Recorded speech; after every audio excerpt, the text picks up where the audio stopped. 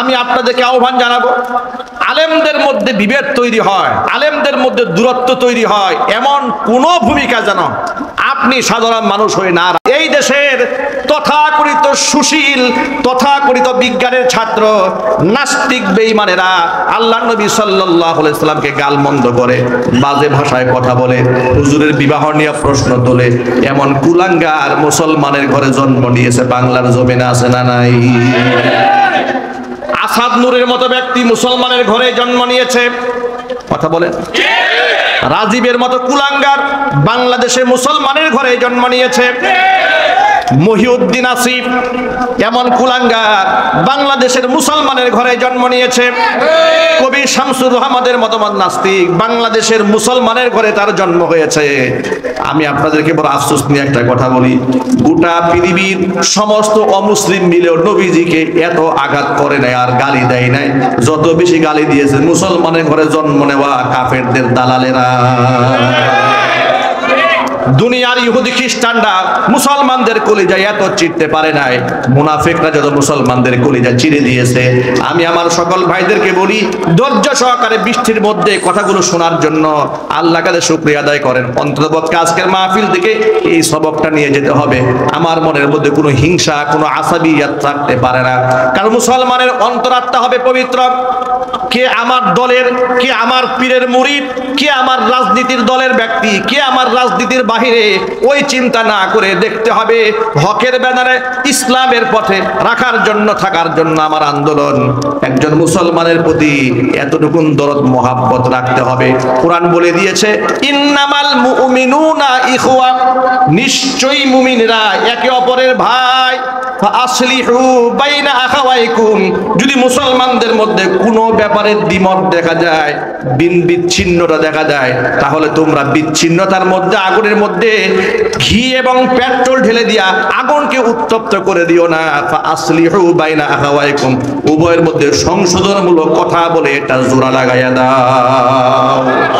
আল্লাহু আকবার বলে, ওয়াত্তাকুল্লাহ, আর এই ক্ষেত্রে ভয় করো আল্লাহকে, লাআল্লাকুম তুরহামুন, যাতে করে তোমাদের উপর আমি আল্লাহর রহমত নাজিল হয়।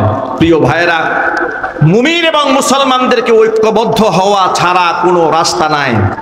আজকে বাংলাদেশ দ্বিতীয়বারের মতো স্বাধীনতা লাভ করেছে, কথা বলতে হবে ঠিক কিনা?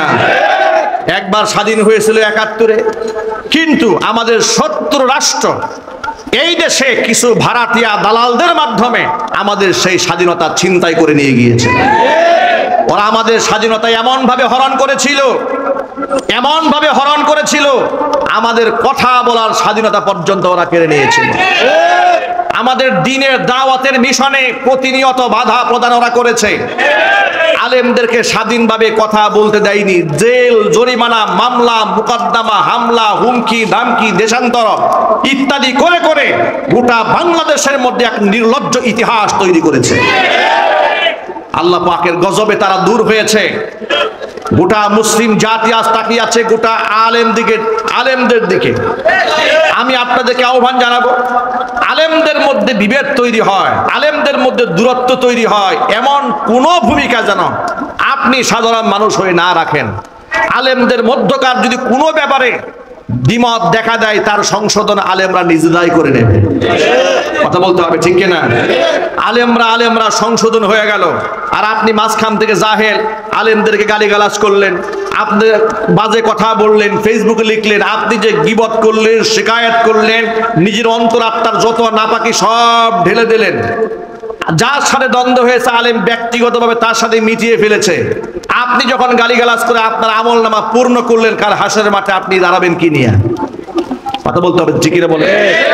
যাকে গালমন্দ করেছেন তিনি যতক্ষণ আপনাকে ক্ষমা না করবেন, আপনি যদি যত বড় পীরের মুরিদ হন না কেন, আর কাবা শরীফ ধরে যদি কান্দেন, আল্লাহর কসম করে বলি, আপনি যে আলেমকে গালি দিয়েছেন, যে আলেমদেরকে আপনি অশ্রাব্য ভাষায় কথা বলেছেন, ওই আলেম যদি অন্তরে অন্তঃস্থল থেকে আপনাকে ক্ষমা না করে, আপনি 14 বার উমরা করেন, 100 বার আপনি হজ করেন, কাবা ঘরের গিলাফ ধরে কান্দেন, কিয়ামতের ময়দানে আলেম ক্ষমা না করলে স্বয়ং আল্লাহ আপনারে ক্ষমা করবেন।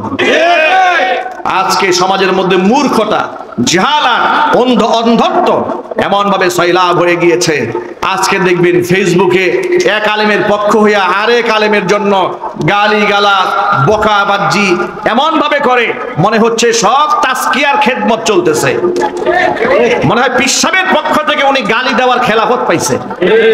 কথা একটু বলেন না, ঠিক কিনা বলেন? মানে পীরের পক্ষ থেকে গালি দেওয়ার খেলাফত তাকে দেওয়া হয়েছে। পৃথিবীর কোন পীর তার মুরিদকে গালি শিখায় না। কথা বলেন, ঠিক কিনা বলেন? পৃথিবীর কোন হক্কানি পীর মুরিদদেরকে অশ্রাব্য ভাষায় কথা বলতে শেখান না। সুতরাং আমি কতটুকু ভালো, আমার উস্তাদ কতটুকু ভালো, এটা আমি ছাত্র হিসেবে, আমি যদি ছাত্র হই আমার আচরণ দেখে আমার উস্তাদের প্রশংসা হবে যে কার সান্নিধ্যে থেকে এত ভালো ছাত্র হয়েছে। আর আমার আচরণ যদি খারাপ হয় লোকেরা আমাকে দেখবে না, বলবে এর শিক্ষককে। ঠিক কথা বলেন, ঠিক না বলেন? আপনাদেরকে বলি, সন্তান যদি ভালো কিছু করে প্রশংসা বাবা মার হয়, হয় না? লোকেরা কি বলে জানেন? ভালো কাজ করলে লোকেরা বলে আহারে এত সুন্দর ভালো ছেলে, এত ভালো একটা ভদ্রলোক, এ কোন মায়ের পেটে জন্ম হয়েছে ওর? সুবহানাল্লাহ বলবেন না? বলে একেবারে বাবার শ্রেষ্ঠ একটা ওরসজার সন্তান, কি গৌরব, কি অহংকার, কত প্রশংসা তাকে নিয়ে মানুষ করতে থাকে। আর ছেলে মেয়ে যদি খারাপ হয় লোকেরা কি বলে জানেন? এ কার ছেলে, এটা এত বড় বিয়াদব, এ কার মেয়ে, এটা এত বড় বিয়াদব। মানে বিয়াদবি করেছে ছেলে, মানুষ বাপ মা তুলে গালিগালাজ দেওয়া শুরু করেছে। কথা বলতে হবে, ঠিক কিনা?